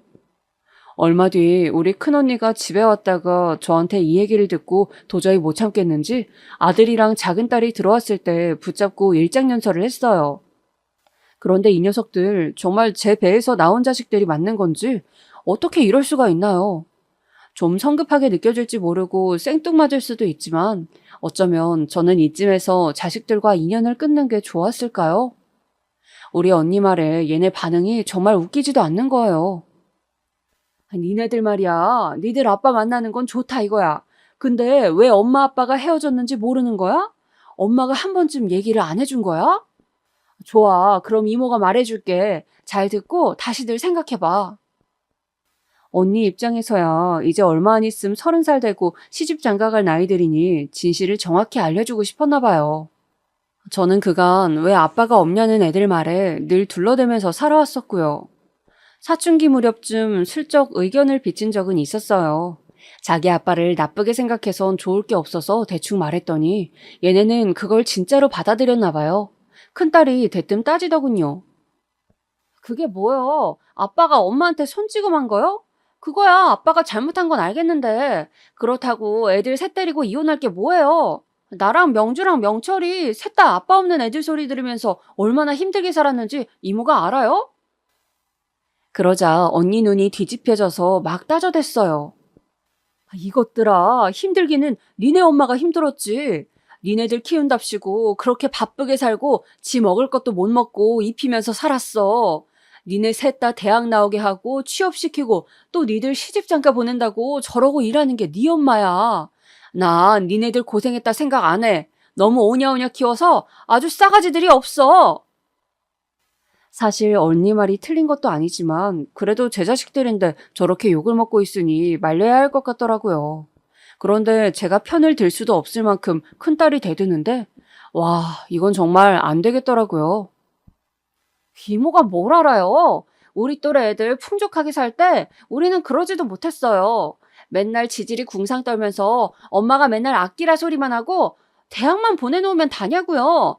다른 애들 유학 가고 할 때 저나 명주는 엄마 눈치 보여서 말도 못 꺼냈어요. 툭 하면 돈 없다 우는 소리를 해대니까요. 그리고 지금 아빠 보면 아빠는 제법 여유 있게 살아요. 진즉 아빠랑 같이 살았으면 우리가 얼마나 부족함 없이 자랐을까 싶어 너무 아깝다고요. 어쩜 키워준 정도 모르고 저런 말을 하는 건지 저도 너무 화가 나서 니들끼리 알아서 하라고 만날 거면 만나라고 고함을 질러버렸어요. 더 할 얘기도 없고 언니한테도 미안하고 괜시리 애들한테 미운털 박힌 것까지 여러모로 면목이 없더군요. 그때부터 저는 알 수 없을 우울감이 더욱 깊어지면서 마음이 힘들어졌습니다. 이런 와중에 저희 집에 또 큰 사건이 닥쳐왔으니 작은 언니에게 일이 생기고 말았답니다. 어쩜 자매들 중 하나만 잘못될 것이지 왜 언니까지 그렇게 된 것일까요? 느지막이 결혼해서 잘 살아보려던 언니는 형부의 잦은 폭력과 도박으로 인해 그만 이혼을 결정하게 되었어요. 조카를 하나 낳아놓고서 나름 열심히였던 것 같은데 꽤 충격이 컸던 모양이에요. 이제 고등학생이 된 조카를 외할머니인 우리 친정엄마에게 맡겨두고 언니는 사라져버린 거예요. 엄마가 이때 얼마나 가슴을 치고 우시던지 저는 참 세상이 매섭고 아프단 생각만 들었습니다. 내가 죽을 죄를 지어서 이렇게 자식들이 내내 벌을 받고 힘들게 사나 보다. 그런데 제발 다시 주워 담기라도 하게 내가 뭔 죄를 그리 지었는지 알려주기라도 하면 좋겠는데 말이야. 연정이 네가 보기에는 네 애미가 그렇게 인생을 잘못 살았냐? 남들은 다들 순탄하게 아들, 딸 시집장가 보내고 손주들이랑 까꿍하고 잘만 놀며 살더라. 왜 나만 이러냐고. 곧 있으면 90이 될 노친네가 고등학생인 어린 손녀를 떠맡아서 덜렁 둘이 있게 되니 얼마나 기가 막혔겠어요. 이때 저랑 큰언니랑 둘 다 더 이상 말이 나오지 않아서 너무 난감하고 숨이 막혀오더라고요. 그나마 다행이었던 건 조카는 적어도 우리 애들보다는 나았어요. 제 자식이지만 우리 애들은 정말 되바라지고 지들 멋대로 해요. 하루라도 엄마 속을 썩이지 않으면 못 견디는, 그런데다가 너무 괘씸하게도 지 아빠한테 돈이 넉넉하게 굴러 떨어진다며 그쪽에 붙으려는 이상한 것들이에요. 그래도 조카는 은혜를 아는 애였고 고마운 줄을 알더라고요. 할머니인 우리 친정엄마가 제 보호자가 아니라 자기가 할머니의 보호자라고 생각하고 꼿꼿하게 사는 거예요. 막내 이모, 우리 엄마 언젠가는 오겠죠? 그동안은 제가 할머니 보살피면서 살게요. 저 혼자서 밥도 차려 먹고 잘할 수 있어요. 이런 모습을 보니 조카가 정말 너무 짠하기도 하고 할머니한테 패기치지 않겠다며 여자애가 밤늦게 편의점에서 알바도 하고 여간 기특한 게 아니었어요. 반대로 정말 극명하게 그림자를 다르게 엉망으로 가고 있는 것은 우리 집 애들이었습니다.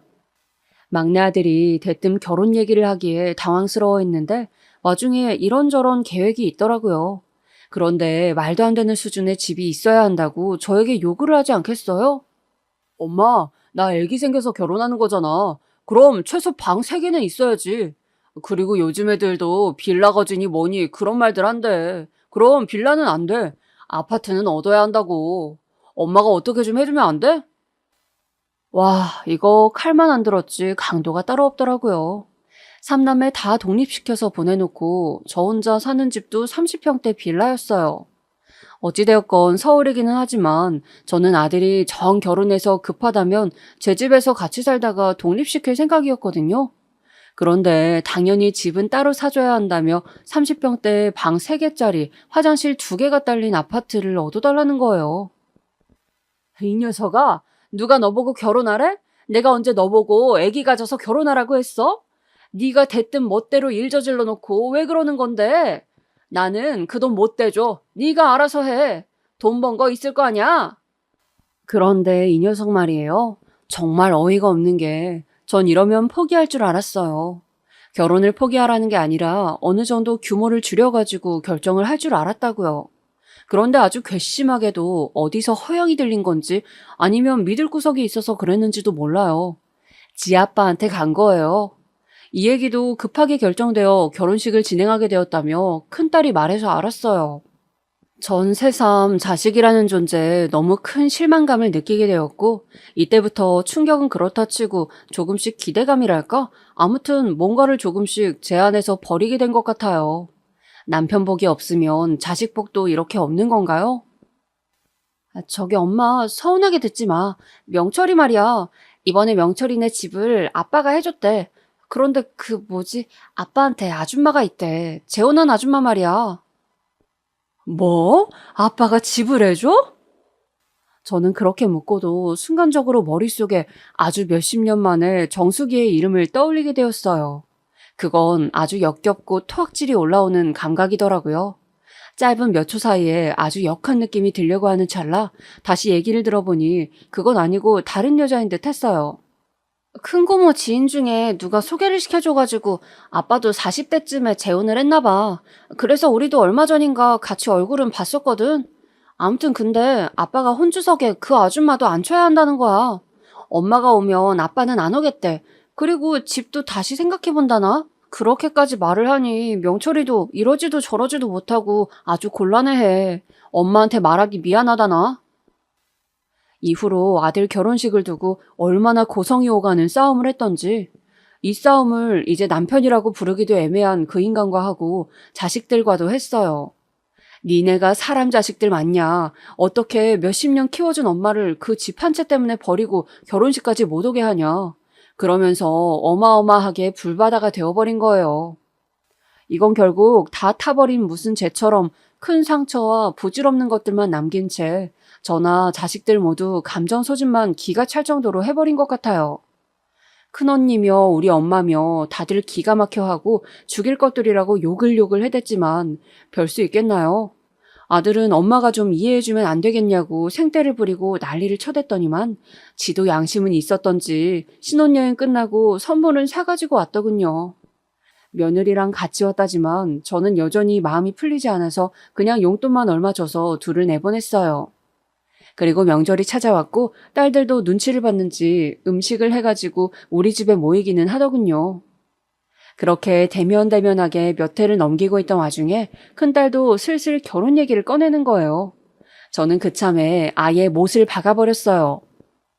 엄마 줄 돈 없다. 그 나이씩이나 먹었으면 알아서 시집을 가던 아니면 명철이처럼 네 아빠 찾아가서 혼수할 돈 몇천 받아오던지 해. 엄마는 먹고 죽을 애도 없어. 그러자 큰딸은 미안했던 건지 아니면 좀 구슬려 보려고 했던 건진 몰라도 이렇게 말을 하는 거예요. 아유, 우리 엄마도 참. 엄마, 나는 아니야. 나는 명철이랑 달라. 그리고 왜 그렇게 아직도 꽁이 있어? 명철이가 미안해하잖아. 그리고 그 뭐야? 저번에 큰이모 말씀하시는 거 들어보니까 엄마도 뭐 있다며 외할머니가 엄마한테 건물 줬다고 하던데?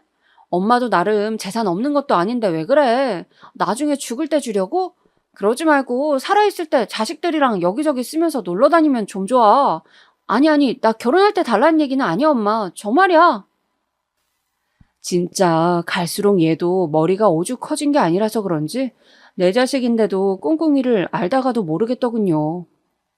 그러던 어느 날 제 생일이랍시고 얘네들이 왔길래 그냥 그런 줄 알았어요.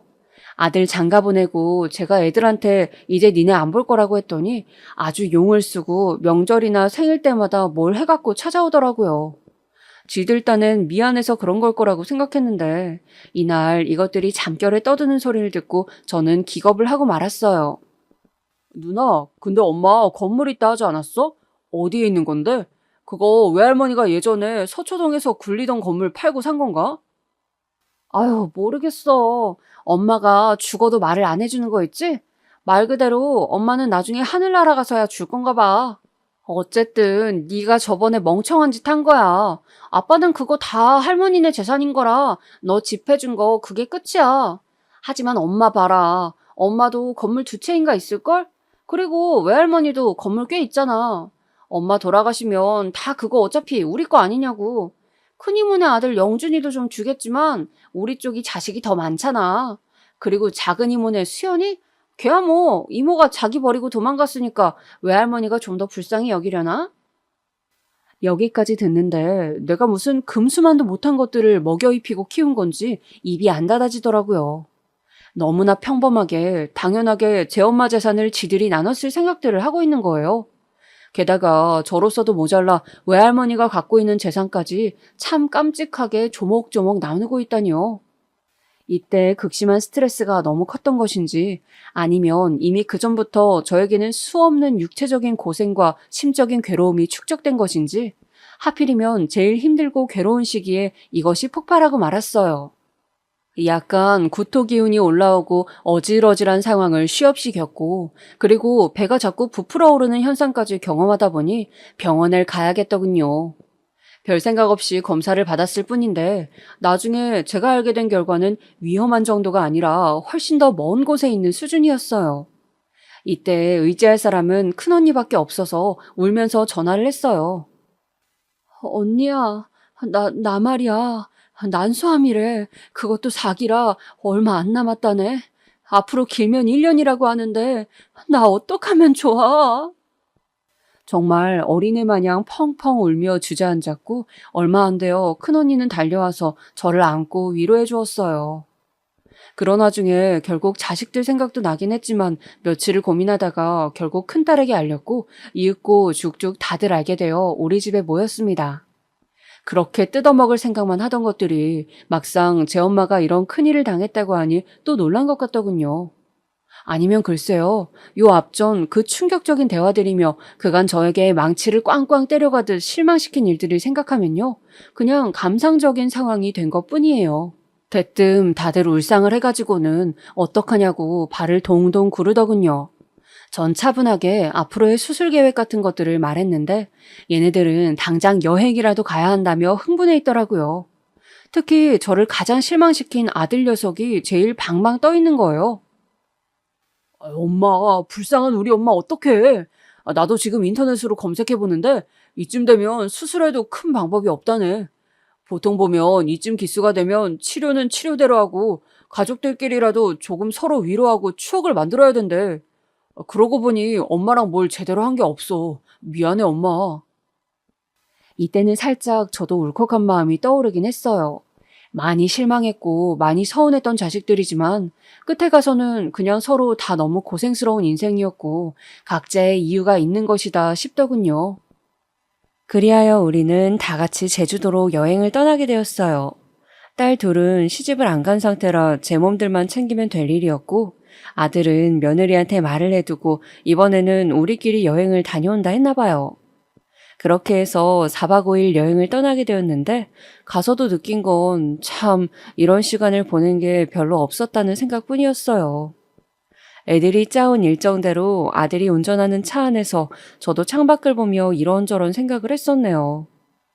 직장 동료들이랑 제주도 여행을 다녀온 적은 있지만 애들이랑 그런 시간은 못 가졌었거든요.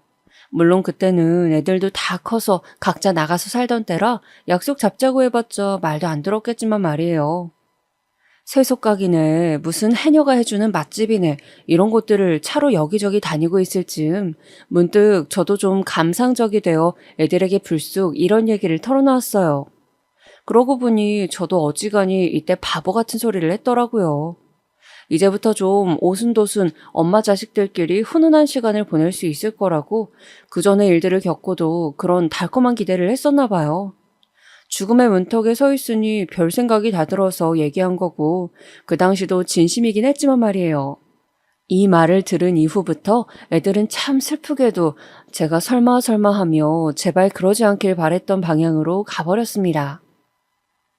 있잖아. 엄마가 이제사 얘기를 꺼낼까 하는데 엄마도 얼마 안 남았으니 정리할 건 정리를 빨리 해두고 싶어. 엄마 재산을 좀 나눠두고 싶다. 니네한테 이런 얘기는 미리 해둬야 한다니까. 지금 당장 뭐 쓰고 자시고 할 것도 없지만 그래도 말로라도 좀 들어둬. 그 말에 애들은 갑자기 눈을 반짝이더니 숨도 쉬지 않고 제 말에 귀를 기울이는 거예요. 내키지는 않지만 은연중에 생각은 해두었던 것. 그럼에도 불구하고 확신은 없어 늘 머릿속에 맴돌기만 했던 재정 계획을 차근차근 털어두고 어디 건물은 이렇게 저렇게 하고 말을 했단 말이에요. 근데 그 말을 듣고 나니 갑자기 둘째 딸 표정이 확 달라지더니 이러는 거예요. 아유, 불쌍한 엄마. 그래, 엄마가 그렇게 생각하고 있을 줄은 알았어. 잘 이겨내야지, 엄마. 그럼 그 건물은 다 상가 들어오고 하나는 비어 있는 건가? 아무튼 알았어. 다시 좀 알아봐야겠다. 아, 엄마, 근데 있지. 나 아까 말하려고 했는데 못했어. 나 먼저 올라가도 돼? 사실 나는 내일부터 출근이라 언니랑 명철이한테 엄마 부탁하려고 했거든. 새삼 처음 듣는 얘기를 하면서 일정은 다 같이 맞춘 줄 알았더니 대뜸 자기 먼저 올라가야 한다는 겁니다. 그런데 너무 웃긴 게 이에 질세라 큰딸이며 아들이며 자기들도 일정이 있다면서 제각기 틀리게 날짜를 말하는 거예요. 하지만 결론은 지들도 먼저 가야 한다. 엄마는 좀 더 계셔라. 이러는 거 있죠? 그럼 나는 어떻게 가라고? 명철이 너는 나랑 같이 왔잖냐? 너는 나랑 같이 가야지. 그랬더니 아들이 몹시 귀찮은 얼굴로 자기 일정상 어쩔 수 없다며 끝끝내 먼저 가야 한다는 거예요. 숙소는 엄마 이따 가시는 날까지 예약해놨으니까 그때까지 계시면 되고 우리는 먼저들 올라갈게요. 여기 경치 좋잖아, 엄마. 일부러 그래서 호텔도 경치 좋은 곳으로 예약한 거야. 우리도 다 생각이 있었다니까. 알고 보니 저만 왕복표이고 아들 녀석은 어떻게 했는진 모르겠는데 돌아가는 표는 날짜를 달리해서 따로 끊었더군요. 결국 저는 이렇게 어정쩡하게 홀로 제주도에 남아 우두커니 이틀이나 더 있다가 혼자 택시를 잡아 타고 공항에 갔고 그렇게 서울로 다시 올라오게 되었습니다. 어떻게 시한부 판정을 받은 엄마를 그렇게 매정하게 제주도에 놔두고 그것도 지들이 여행이니 뭐니 실컷 울며불며 가자고 해놓고 말이에요. 아픈 엄마가 혼자 알아서 돌아오게 만들 수가 있나요? 자식 하나도 아니고 둘 셋이 다 똑같은 모양으로 말이에요. 정말 도망치듯 그렇게 사라진 애들을 보며 저는 남은 이틀간 호텔방에서 나가지 않고 많은 생각들을 하게 되었습니다. 죽음을 마주하고 있는 와중에 많은 것들을 정리해야 하는데 그 첫 번째가 가족 문제였고 두 번째는 돈이었으며 세 번째는 어쩌면 제 자신에 대한 제 자신과의 정리가 필요했어요. 근데 그걸 가족에게 먼저 알렸을 뿐인데 어쩜 이렇게 저를 더 외롭고 고독하게 만드는 것일까요? 어찌되면 이 일로 인해 저는 삶에 대해서 죽음에 가까워서야 비로소 냉정하게 결론을 내리게 된 것 같아요. 어느 정도 예상을 아예 안 한 일은 아니었지만 제발 그런 일이 실제로 일어나지는 않길 바랬던 제 바람은 아주 야멸차게 무시되었어요. 병마와 싸우느라 지쳐있는 저에게 더 큰 대못을 박아버린 자식들에게 저는 그냥 아예 안 좋은 엄마가 되기로 작정했습니다. 올라가서 며칠을 생각을 정리한 후 곧바로 큰딸에게 전화를 걸었어요. 한 놈에게만 말할 테니 나머지는 알아서 전해들으라는 뜻으로 말이에요. 듣자마자 딸은 참 슬플 정도로 저를 공격하고 물어뜯더군요. 당장 벌어진 일이 믿어지지가 않는 건지 악을 쓰고 공격했다가 사정을 했다가 빌었다가 다시 분노했다가 아주 정신병자처럼 악을 쓰는데 참 무섭게도 거기서 남편의 어떤 일면을 보았습니다. 내가 왜 이런 것들과 그리 열심히 살았던 걸까? 어디서부터 잘못된 건지 모르겠더군요. 그래도 되돌릴 수는 없었어요. 너 잘 들어? 네가 명주랑 명철이한테 전해.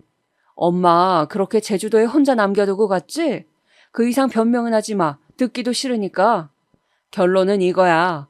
니네한테 줄 건물 없어. 땅이고 뭐고 돈 한 푼도 없어. 니들은 내 새끼들이 아니야. 니들은 저기 이모네 애들만도 못해. 더 이상 말도 섞기 싫으니까 엄마 죽어도 장례도 오지 마. 알았어? 딸은 이때 박박 우겨대더군요. 아, 엄마, 그게 뭔 소리야? 우리가 다 각자 사정이 있었다니까? 누가 누굴 버리고 가? 아, 왜 말을 그딴 식으로 해? 아니, 그리고 그때 준다고 말해놓고 이렇게 바꾸는 게 어딨어? 엄마가 약속한 거 아니야? 자식들 이렇게 버려두고 가겠다고? 엄마는 왜 이렇게 이기적이야? 아니, 엄마, 잠깐만. 전화 끊지 말고 내 말 좀 들어봐봐. 저는 더 듣고 받아주고 실랑이를 하고 또 화해하고 그렇게 해줄 시간의 여유가 이제 없는 사람이에요. 부모로서, 엄마로서 할 만큼 충분히 다 했다는 생각이 들어요. 누가 이런 내용을 따로 정리해주지 않아도 제 나름대로 이렇게 정리가 되어버리는 건 제 앞에 시간이 얼마 남지 않았기 때문에 더 냉정해지고 명확해지나 봅니다. 그래도 자식 새끼들이라고 잘못되는 건 싫고 조금이라도 얘네들 앞길을 편하게 해주고 싶은 마음은 있었어요. 근데 아무리 생각해도 그날 혼자 남겨준 제 모습은 누가 뭐라 해도 설명할 길이 없더군요. 그리고 미래에 어떻게 될지 몰라도 알 수 없는 일이잖아요. 제가 내키지 않으면서 이 알량한 재산을 자식들에게 나눠줬을 때 훗날 이게 이 망나니 같은 자식들을 더 망치는 꼴이 될 수도 있고요. 아닐 수도 있겠지만 저는 제가 당장의 눈앞에 보여지는 것들을 생각하고 판단할 수밖에 없었어요. 시간이 없어도 너무 없으니까 말이에요. 서류로 쓴 것도 아니고 구두로 말해둔 거라 사실 취소야 얼마든지 할 수도 있는 이 허무한 얘기들을 우리 애들은 제 엄마를 얼마나 바보 천치처럼 여겼으면 그대로 받아들고 사라졌던 건지 너무 기가 막혀서 제 자신이 동정조차 안 되네요. 그냥 저와 제 아이들을 위해서 매듭을 잘 지었다고 생각하려 합니다. 남은 인생도 얼마만큼의 시간이 될진 모르지만 매일매일 이렇게 머릿속을 명확하게 깨우면서 살아가고 있어요. 정리도 하고 이것저것 문도 잘 닫으면서 말이에요. 힘든 인생 날들을 살아왔으니 끝은 조금이라도 단순하고 가벼웠으면 좋겠습니다.